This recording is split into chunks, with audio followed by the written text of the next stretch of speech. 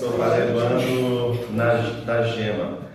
Sobre essa questão que foi citada, para os irmãos terem uma ideia dessa questão da necessidade, há muita terra para conquistar. De Praia Linda até Flecheira, se eu não me engano, são cerca de 15 mil habitantes. Não tenho certeza do número atualmente, mas é em torno desse número de pessoas. E à época eu mapeei 43 igrejas. Sei que tem bem mais, mas eu consegui mapear 43 igrejas passando em frente por causa da evangelização. 43 igrejas para 15 mil pessoas. Estive em Santa Catarina fazendo um trabalho missionário uma vez e 4 bairros concentravam 40 mil pessoas. Catarina. E não tinha nenhuma igreja evangélica de nenhum tipo de denominação. Então os irmãos verem que há muita terra para ser conquistada realmente, tá certo? Então só para reforçar essa fala, peço que você abra a palavra de Deus em Lucas, capítulo 24, e nós vamos ler os versos 36 até o 49. Eu trago um abraço lá dos irmãos da Primeira Igreja Batista em Sapetiba Mirim. Prazer em rever vocês. Hoje eu trouxe aí o meu amigo, meu irmão Manuel, meu companheiro de rua, de evangelismo há muitos anos. E eu vou citá-lo aqui na mensagem hoje, aí ele vai poder dizer se é verdade ou mentira, né? Então pronto, essa parte do mapeamento eu acho que ele tem noção. Minha esposa não veio hoje, ela pisou num treguinho ontem, irmãos. Estava mexendo lá com coisa de horta, e ela sempre vai de bota. Não sei se as meninas aqui, algumas costumam fazer isso, ela sempre vai de bota. E aí ontem ela não foi de bota, meu Deus do céu, foi premiada, pisou no treguinho e infelizmente ela não pôde estar hoje aqui. Lucas 24, verso 36 até o 49. Wilson, amigo Wilson, pastor Wilson, obrigado pelo convite, pela confiança de eu poder estar com vocês aqui mais essa vez. Eu vou ler na versão Almeida atualizada, então aqui costuma NVT, em TLH é um pouco diferente. Diz assim a palavra de Deus: Falavam ainda estas coisas quando Jesus apareceu no meio deles e lhes disse: Paz seja convosco. Eles, porém, surpresos e atemorizados, acreditavam estarem vendo um espírito, mas ele lhes disse: Por que estáis perturbados? E por que sobem dúvidas ao vosso coração? Vede as minhas mãos e os meus pés, que sou eu mesmo. Apalpai-me e verificai, porque um espírito não tem carne nem ossos como vedes que eu tenho. Dizendo isto, mostrou-lhes as mãos e os pés. 41. E por não acreditarem eles ainda, por causa da alegria e estando admirados, Jesus lhes disse: Tendes aqui alguma coisa que comer? Então lhe apresentaram um pedaço de peixe assado e um favo de mel, e ele comeu na presença deles. 44. A seguir, Jesus lhes disse: São estas as palavras que eu vos falei, estando ainda convosco. Importava se cumprisse tudo o que de mim está escrito na lei de Moisés, nos profetas e nos salmos. Então lhes abriu o entendimento para compreenderem as Escrituras e lhes disse: Assim está escrito que o Cristo havia de padecer e ressuscitar dentre os mortos no terceiro dia, e que em seu nome se pregasse arrependimento para a remissão de pecados a todas as nações, começando de Jerusalém.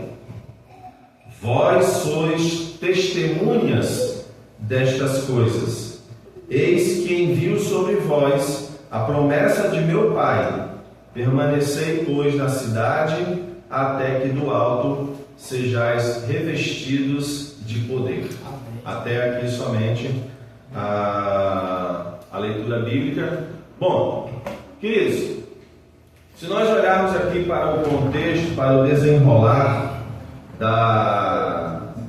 desse texto, onde esse texto está inserido, nós vamos perceber que Cleopas e um outro discípulo, eles chegam de Emaús em Jerusalém e vão até onde os apóstolos do Senhor estavam escondidos, uma vez que eles estavam com medo dos judeus. Você encontra isso lá em João 20, 19.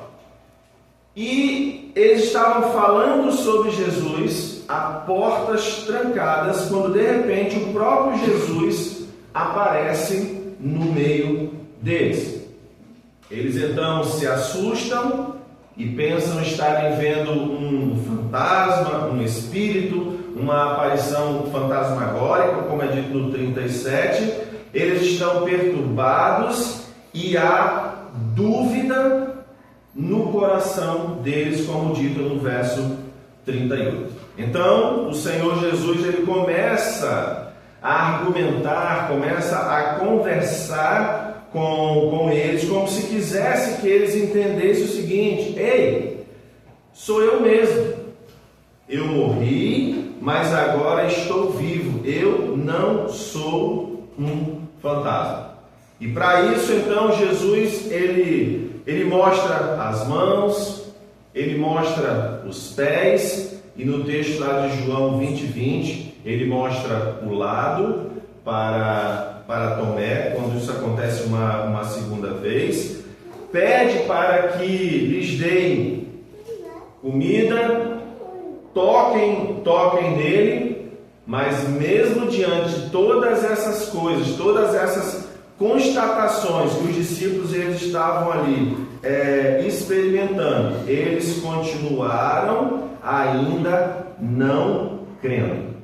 Então Jesus ele encerra aquela argumentação para que os discípulos eles pudessem crer nele, crer que realmente era Jesus que estava ali diante deles, crerem que era Jesus, a mesma pessoa que tinha morrido na cruz, mas que agora estava vivo, ressurreto, entre eles, comendo um pedaço de peixe com eles e um favo de mel, como dito nos versos 39 até o 43. O detalhe, queridos, é que assim, às vezes a gente lendo, parece que passa despercebido, mas quando a gente se debruça no texto, a gente percebe que aquilo dali, pastor Wilson, Kleber, Ítalo, pastor Mário, aquilo dali era uma coisa tão surpreendente, tão única, ao ponto de nós encontrarmos a seguinte narrativa acerca de um dos apóstolos de Cristo, que não estava presente quando essa primeira aparição de Cristo ocorreu, registrado por Lucas, que é Tomé. Se você for comigo, lá em João, capítulo 20, versos 24 até o 29, você vai perceber, eu quero ler com vocês, João 20, versos 24 até o 29, diz assim: Ora, Tomé, um dos 12, chamado Dídimo, não estava com eles quando veio Jesus. Lembrando que essa narrativa aqui, irmão, essa aparição de Jesus, ela aconteceu duas vezes. Essa primeira que eu estou escrevendo, essa que eu escrevi agora, que eu citei para vocês, é a primeira, e aqui é a segunda, tá certo? Então o texto fala assim: Ora, Tomé, um dos 12, chamado Dídimo, não estava com eles quando veio Jesus. Disseram-lhe então os outros discípulos: Vimos o Senhor. Mas ele respondeu: Se eu não vir nas suas mãos o sinal dos cravos, e ali não puser o dedo, e não puser a mão no seu lado, de modo algum acreditarei. Passados 8 dias, estavam outra vez ali reunidos os seus discípulos e Tomé com eles. Estando as portas trancadas, veio Jesus, pôs-se no meio e disse-lhes: Paz seja convosco. E logo disse a Tomé: Põe aqui o dedo e vê as minhas mãos. Chega também a mão e põe-a no meu lado. Não sejas incrédulo, mas crente. Respondeu-lhe Tomé: Senhor meu e Deus meu. Disse-lhe Jesus: Porque me viste, creste? Bem-aventurados os que não viram e creram. Qual que é o objetivo dessas palavras introdutórias? Nós vermos todas as coisas que foram ditas acerca dos discípulos de Jesus, acerca de um dos apóstolos de Jesus, acerca dessas pessoas que estavam ali tão próximas do Senhor Jesus, vendo aquelas coisas acontecendo. Qual que é o objetivo disso? Queridos, uma coisa que eu e você temos que ter em mente, relembrar constantemente, aprender com esse texto, com essa narrativa aqui, é que o medo, a dúvida, a descrença, essas coisas fazem parte de nós. Nós não somos diferentes daquelas pessoas do século I. Imagine a situação. Você está a portas trancadas, uma pessoa que tinha morrido dias atrás, de repente aparece onde você estava. Sinceramente, você acreditaria? Eu acho que você ia correr em direção a uma parede, bater de cabeça, não sei, né? Assim, eu posso estar fazendo um julgamento errado, mas antigamente as pessoas ouviam falar de assombração, né? E ficavam todas com medo. Mas o objetivo é você saber que medo, dúvida e descrença fazem parte da nossa natureza. Eles experimentaram e nós também podemos experimentar em algum momento da nossa vida. Agora, por que, queridos? Por que o medo? Por que a dúvida? Por que a descrença desses homens aqui? Por que a descrença minha e sua, ou do ser humano de um modo em geral? Por que isso acontece com a gente? Por que a gente às vezes tem crise de fé? Por que a gente às vezes se questiona, Senhor, mas é isso mesmo? Senhor, mas poxa, será que é esse negócio mesmo? Será que é verdade isso que eu li? Será que é desse jeito mesmo? Por que a gente experimenta esse tipo de coisa que esses homens experimentaram? Se você for lá em Efésios 2, versos 1 e 5, você vai encontrar a resposta. Porque o ser humano, irmãos, cada ser humano, Paulo vai dizer que o ser humano, ele está morto em suas transgressões. O ser humano, ele está morto em suas dívidas, ele está morto em seus pecados. Então ele não consegue desenvolver a fé, não consegue acreditar nessas coisas. E até mesmo nós, que temos uma caminhada cristã há algum tempo, até mesmo pastores que ensinam as suas igrejas, eles podem experimentar esse tipo de sentimento em suas vidas. Por que, Genival? Os discípulos experimentaram. Um apóstolo experimentou. Então, se eles experimentaram, é óbvio que eu posso experimentar isso. Não estou dizendo que seja uma coisa correta ou apropriada. E aí, quando nós olhamos para tudo isso que foi falado, irmãos, a gente percebe que isso é uma coisa desesperançosa, uma coisa que deixa a gente angustiado, uma coisa que deixa a gente até mesmo com medo. Se terminasse só nisso, o ser humano está morto em seus pecados, o ser humano ele está morto em suas transgressões, em suas dívidas. Se terminasse aqui, Ítalo, seria um problema. A gente ficaria em maus lençóis. Mas glória a Deus, porque o texto continua, queridos. Ele não acaba só na descrença, ele não acaba só na dúvida. Jesus, ele vai continuar, e o texto fala para a gente que o Senhor Jesus agora se vale das Escrituras, como está escrito nos versos 44 e 46, 44 ao 46. E no verso 45, os irmãos vão perceber que nos é dito que aqueles homens antes com medo, aqueles homens antes duvidosos e descrentes, agora entendem, agora compreendem pelas Escrituras que aquela pessoa, que aquele homem que estava ali diante deles, era realmente Jesus, aquele que tinha morrido e ressuscitado. O apóstolo Paulo, ele escrevendo na sua primeira carta aos Coríntios, capítulo 2, verso 14, ele fala o seguinte: quem não tem o Espírito não aceita as coisas que vêm do Espírito de Deus, pois lhes são loucura, e não é capaz de entendê-las, porque elas são discernidas espiritualmente. E esse aqui é um texto que é muito mal utilizado, principalmente em nossos dias, para tentar defender coisas que são indefensáveis. Mas no nosso contexto aqui, irmãos, esse texto de Paulo, ele tem tudo a ver com essa percepção.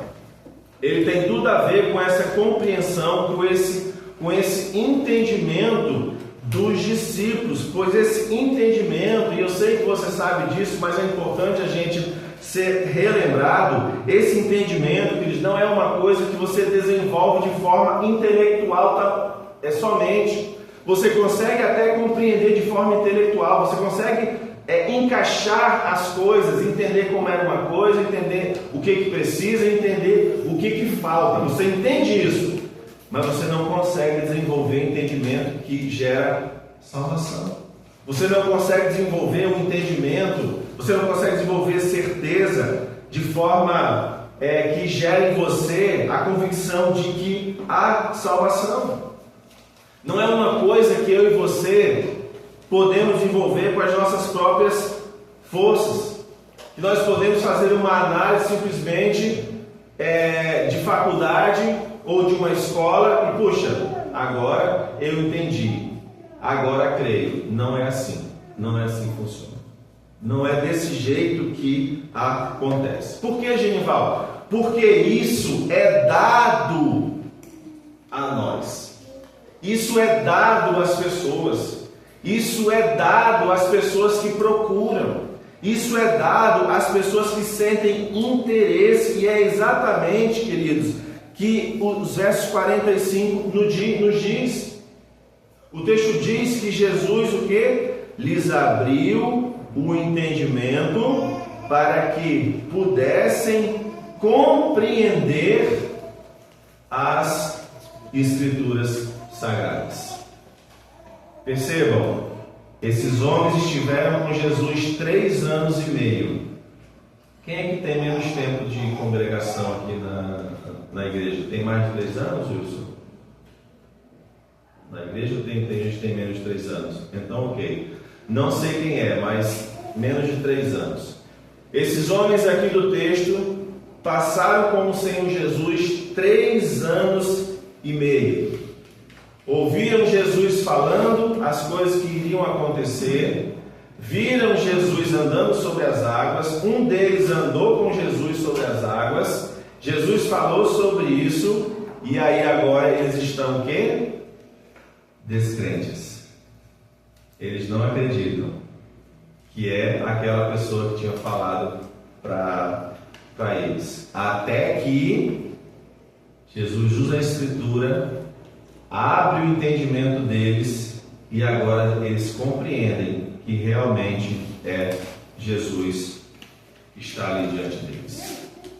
Queridos, eu quero crer que não. Eu quero crer que nessa noite eu só estou falando para pessoas que já tiveram o seu entendimento aberto pelo Senhor Jesus.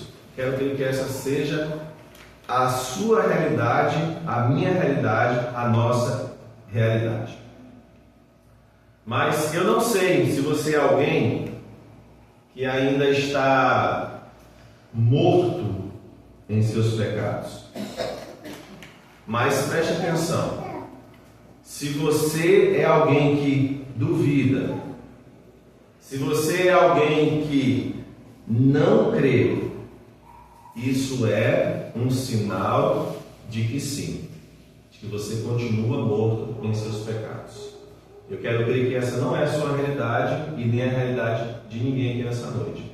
Mas se esses sentimentos pairam a sua mente constantemente, cuidado, isso é um indicativo de que você é alguém que ainda não foi liberto da prisão do pecado. Se essa é a realidade de alguém aqui, peça para Jesus, aquele que morreu, aquele que ressuscitou, para que ele lhe abra o entendimento espiritual, para que você possa compreender quem ele é, e você faça isso então para a glória de Deus. Continuando, posso tomar alguém aqui? Olha.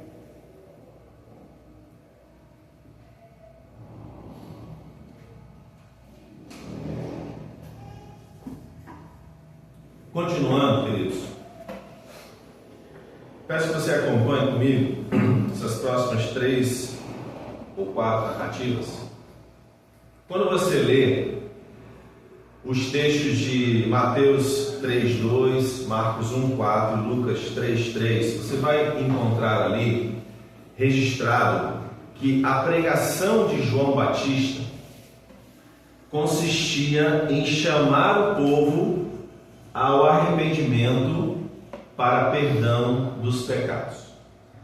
Quando você lê os textos de Mateus 4:17 e Marcos 1:15, você vai perceber que é registrado ali que quando Jesus iniciou o seu ministério, a sua proclamação das boas novas consistia em ele chamar as pessoas ao arrependimento, tendo em vista a proximidade do reino de Deus.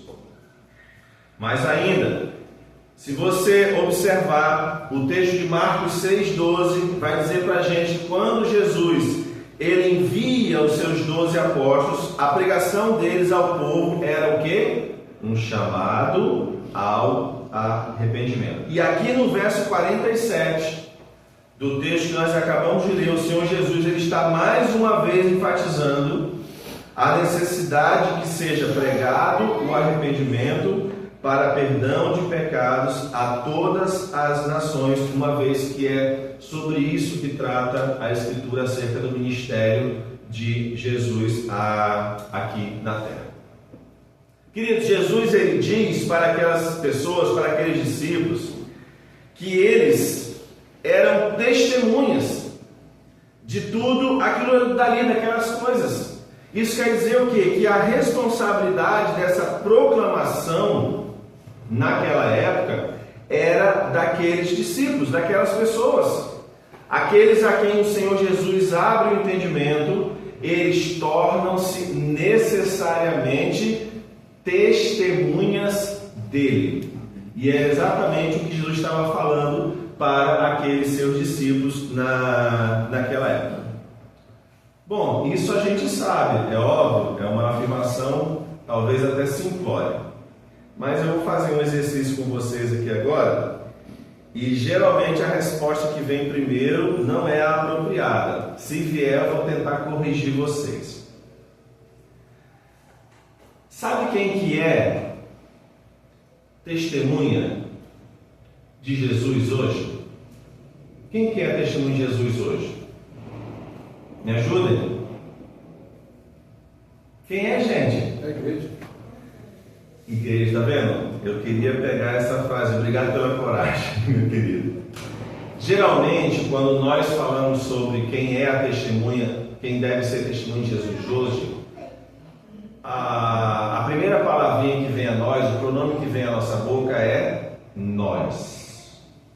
Não é que nós esteja errado. Entenderam? Mas nós, em muitos momentos, retira a compreensão da responsabilidade individual que cada crente tem que ter. E aí agora eu vou devolver a pergunta. Quem é que é testemunha de Jesus hoje? Eu sou testemunha de Jesus. Você é testemunha de Jesus. Se Jesus abriu os seus olhos, se Jesus fez com que você compreendesse as Escrituras, você necessariamente é ou tem que ser uma testemunha dele hoje. Você não pode se esconder. Há muita terra para conquistar, há muita coisa para ser feita, e essas coisas não serão feitas sem você entender a sua responsabilidade. Você é uma testemunha de Jesus, sim, e você tem que se apresentar para isso, continuar se apresentando. Glória a Deus pela vida da igreja que tem se empenhado, pastor, por enviar valores. Glória a Deus por isso. Nós louvamos a Deus por todas essas coisas que têm acontecido. Nós percebemos que uma agência tão pequena em comparação com outras igrejas que estão espalhadas pelo Brasil afora, poder levantar esse recurso todo para enviar para missões nacionais é uma bênção.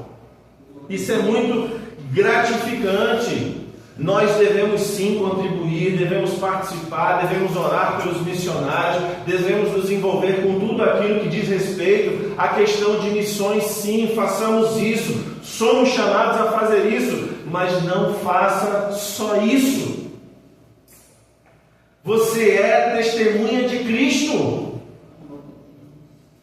Você foi chamado para isso, os seus olhos foram abertos para que você testemunhe de Jesus. Entenda. Ontem nós saímos lá em Sapetiba para evangelizar.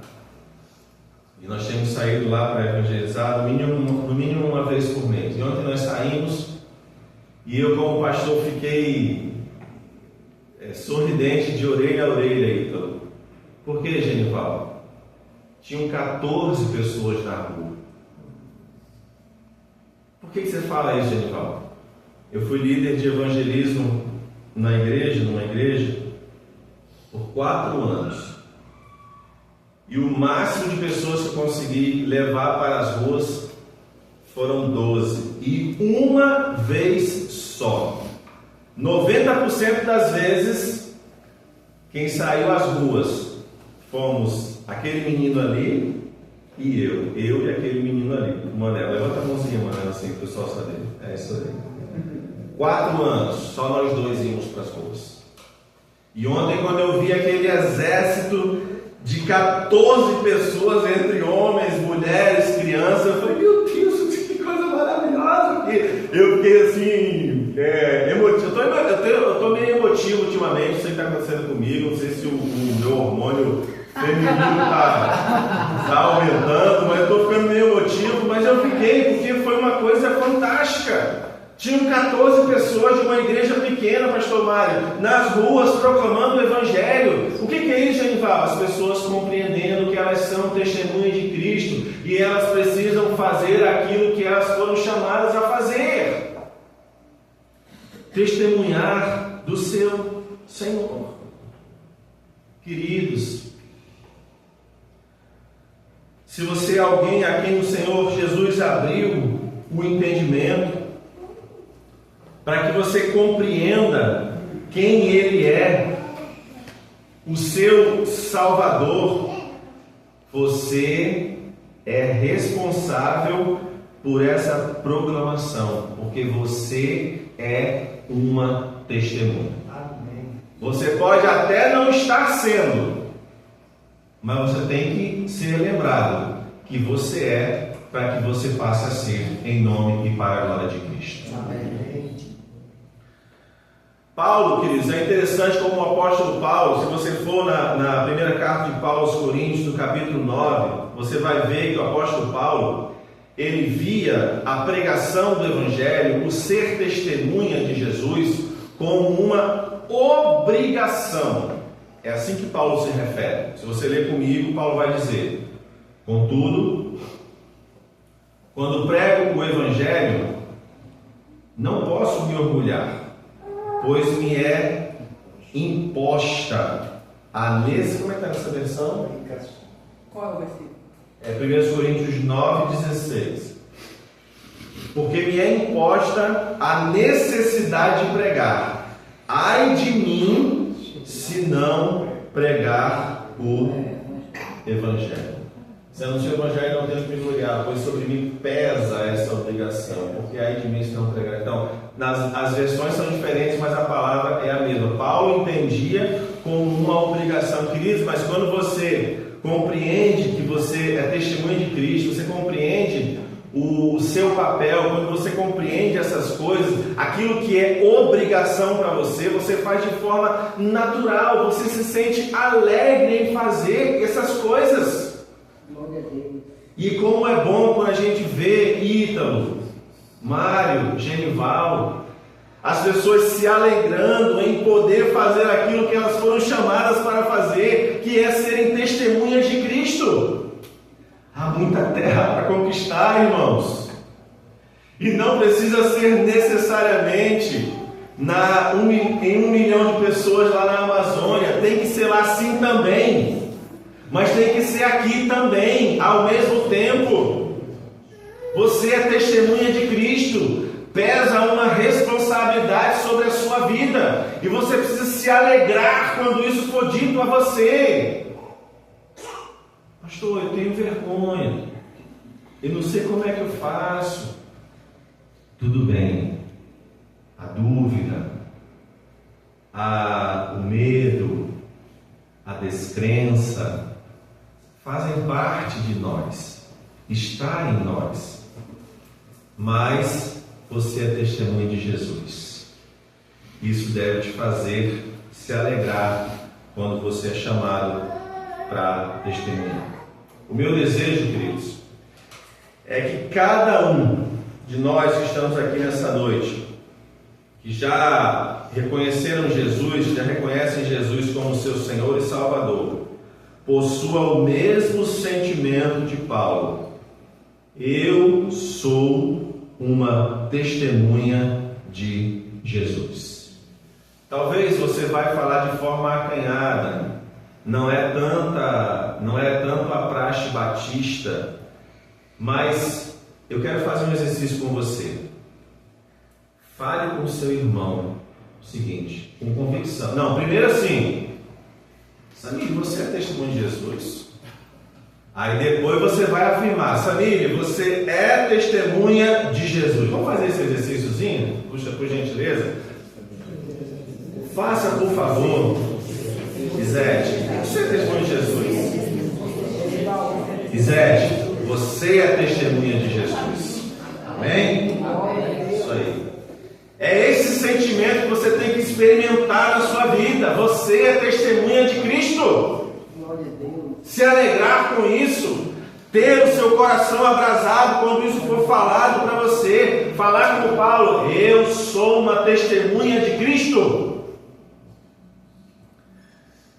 Mas esse testemunho, irmãos, ele não é baseado em um conhecimento intelectual, mais uma vez. Não é uma coisa que está em você mesmo. Entenderam? Não se apoie nas suas próprias forças. Não sei se vocês já viram o pastor Wilson dando aula no seminário. Fantástico. Glória a Deus pela vida dele. Glorificamos a Deus pela inteligência das pessoas. Nós não desmerecemos nenhuma dessas coisas. Mas não se estribe no seu próprio entendimento. Não faça isso.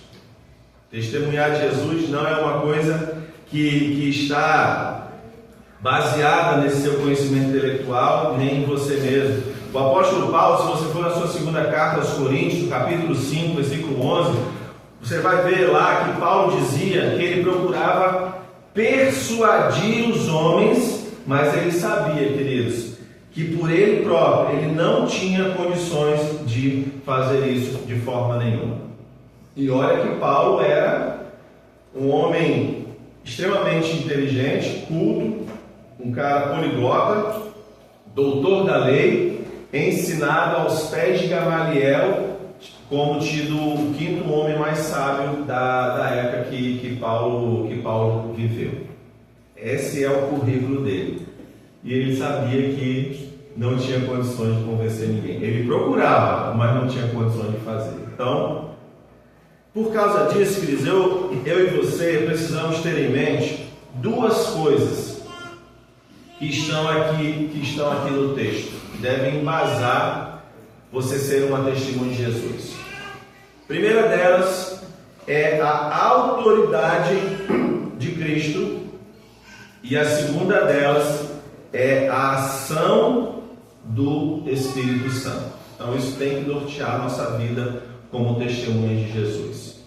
Quando você lê o texto da Grande Comissão, em Mateus 28, de 18 a 20, o texto ele vai dizer o seguinte para a gente, os versos 18 e 19.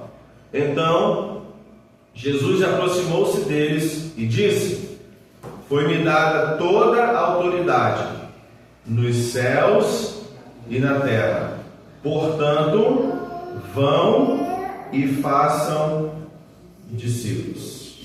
Queridos, o motivo pelo qual os discípulos eles deveriam ir, ou devem ir, ou nós devemos testemunhar acerca de Cristo, é o fato de que Cristo tem toda a autoridade, de que Cristo tem todo o poder, e é debaixo dessa autoridade que nós estamos e vamos e somos testemunhas. Por que alguém larga uma carreira promissora de dentista, odontólogo, advogado, para se dedicar a uma causa onde há muita terra para ser conquistada? Na época de Josué era assim, na época do Dr. Brett era assim, e em nossos dias ainda é. Por que alguém faz isso? Porque se submete à autoridade total de Cristo. É assim, é por causa disso que alguém faz isso, Samile. Glória a Deus. E é isso, irmãos, que está aqui no verso 47. Em seu nome seria pregado o arrependimento para perdão de pecados. A autoridade para essa proclamação, queridos, está no nome de Jesus. Não em qualquer poder de persuasão que eu ou você possamos ter. Eu não sei se os irmãos mais antigos aqui devem lembrar, mas devem lembrar, nós tínhamos aqueles irmãos que eram iletrados, falavam palavras que tropeçavam nas letras, problema e etc e tal, mas esses homens, eles abriam as suas bocas e de repente viam 10 pessoas na frente do culto. Por que isso, Genival? É a segunda coisa que nós vamos falar aqui. Mas eram pessoas submissas à autoridade total de Cristo. Eles abriam a boca e problema não era problema, irmãos. Glória a Deus por isso. E a segunda coisa, irmãos, é a ação do Espírito Santo. A autoridade de Cristo e a ação do Espírito Santo. Quando você lê os capítulos 14, 15 e 16 do Evangelho de João, os irmãos vão perceber que esses capítulos eles falam sobre o Espírito Santo, que é a promessa do meu Pai, como está aqui no verso 49 do texto que nós acabamos de ler. E lá em João 16:8 é dito explicitamente o seguinte: quando ele vier, convencerá o mundo do pecado, da justiça e do juízo. Irmãos, queridos, nós estamos aqui, por mais que eu tente persuadir alguém, por mais que eu tente abrir o entendimento de alguém, para que esse alguém, para que essa pessoa ela compreenda quem é Jesus, para que esse alguém ele se arrependa e receba o perdão dos pecados, eu não terei sucesso, porque quem faz isso é o Espírito Santo de Deus. Bom seria que as testemunhas de Jesus fossem relembrados dessas coisas constantemente, para que eles pudessem se apoiar nessas duas bases e fizessem aquilo que foram chamados para fazer, que é testemunhar de Cristo. É baseado, queridos, nessas duas coisas, na autoridade de Cristo e na ação do Espírito Santo, que aqueles que tiveram o entendimento aberto e compreendem que Jesus, aquele que morreu e ressuscitou, é o seu Salvador, proclamam e testemunham.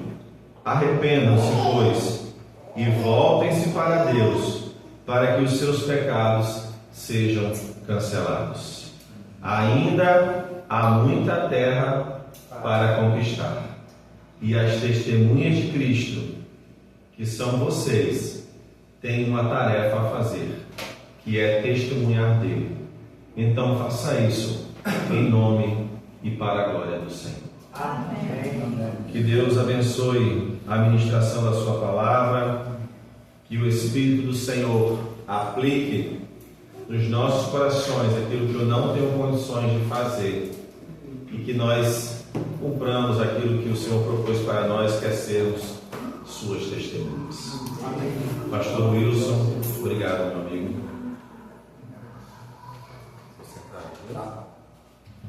Nós louvamos a Deus pela oportunidade de ouvirmos a sua palavra, que o Espírito Santo nos ajude nessa nobre missão de sermos testemunhas do nosso Deus. Quero pedir à igreja que se coloque de pé. Vamos encerrar o culto. Está aberto a nossa campanha de missões nacionais.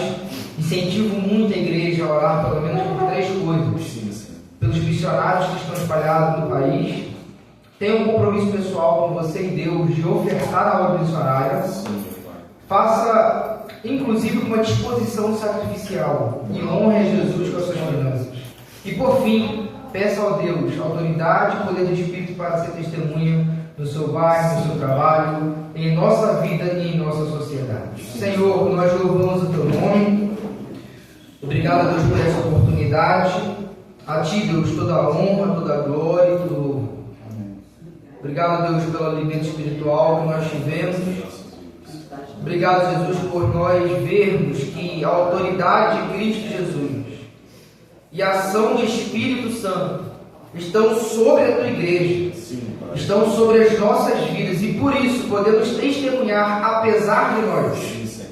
Nossa fraqueza e nossa limitação não são obstáculos ao Teu reino, porque o Teu reino se expande pelo poder e pela sabedoria e providência do Teu Santo Espírito. Obrigado por isso, Pai. Senhor, que o Baixo Grande, que São Pedro da Aldeia, que a região dos lagos, que o Rio de Janeiro, nosso país, possa experimentar o poder que há num testemunho debaixo da Tua autoridade. Liberta os cativos, Liberta, Senhor. dê vista aos cegos, dê um coração de carne, de quebrante, os impenitentes, aqueles, Deus, que se rebelam contra a Sua palavra. Senhor, que eles possam ter a oportunidade e que sejam conduzidos pelo Senhor a esse rebanho tão maravilhoso, que é o corpo de Cristo Jesus. Obrigado, Deus, por essa igreja. Obrigado, Pai. O Senhor tem sido tão bondoso conosco, tem derramado, Deus, os Seus dons, as Suas dádivas, o Teu Espírito Santo sobre nós. E Deus, nós queremos reconhecer que o Senhor é a causa da nossa existência. Esteja, Deus, nos santificando, nos ajudando, Deus, a nos desvencilharmos de tudo aquilo que pesa, que sobrecarrega a vida cristã, dos pecados. Nos perdoe, Deus, e nos ajude a parecermos mais com Cristo Jesus. Nos dê uma semana abençoada, e uma semana de testemunho, Sim, para a Senhor. honra e glória do teu nome. Sim, Pai. E que o amor de Deus, a graça do nosso Senhor e Salvador Jesus Cristo e o auxílio do Espírito Santo seja com toda a igreja, hoje e para todo sempre. Amém. Amém. A igreja pode se assentar com orações silenciosas. Estamos encerrando o culto dessa noite.